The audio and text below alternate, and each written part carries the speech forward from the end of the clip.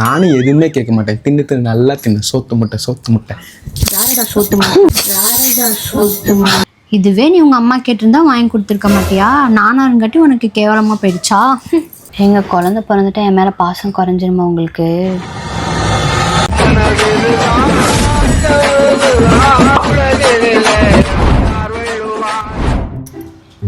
ஏங்க இங்க பாருங்க, எனக்கு ஐஸ்கிரீமு கேக்லாம் சாப்பிடும் போல இருக்கு, வாங்கி தரீங்களா?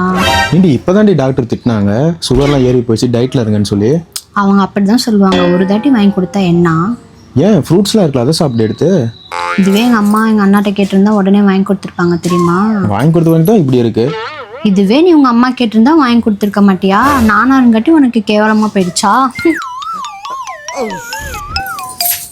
எங்க அம்மா இழுக்கிறா, அப்படி இழுத்து தான் இப்போ தண்ணி கொடுத்துட்டு வந்திருக்கோம். சாப்பிட முடியாமல் சாப்பாடுலாம் சாப்பிட்டுட்டு இருக்கேன். திரும்ப அவங்கள இழுக்கிறா. என்னடா பண்ணுறது? அக்கா இங்கே பாருங்க, உங்களுக்கு பிடிச்ச ஸ்வீட் எல்லாம் வாங்கிட்டு வந்திருக்கேன்.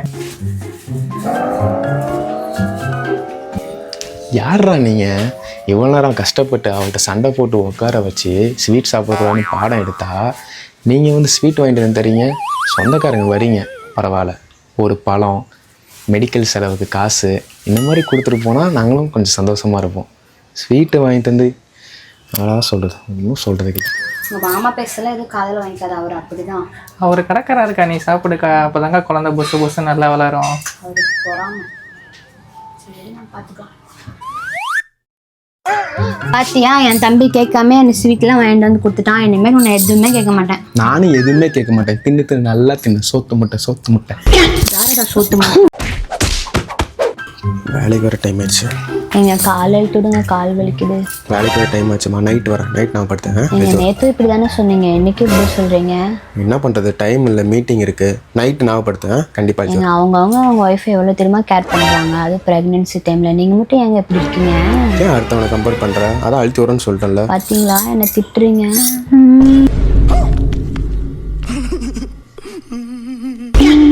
சரி அழுத்தி விடுறீங்களா?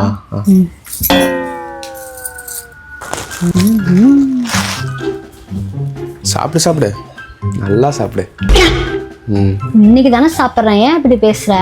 எத்தனை வாட்டி சொல்லியிருக்கேன் ஸ்வீட்லாம் சாப்பிடக்கூடாதுன்னு. ஏய் இது எதுக்கு அழுவுற?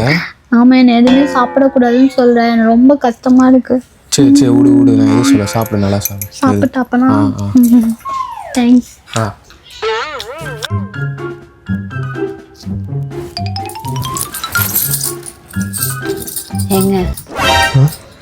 எங்க குழந்தை பிறந்துட்டா என் மேல பாசம் குறைஞ்சிருமா உங்களுக்கு? டைம் என்ன? 2:30 மணி தாங்க ஆகுது. 2:30 மணி ஆகுதா?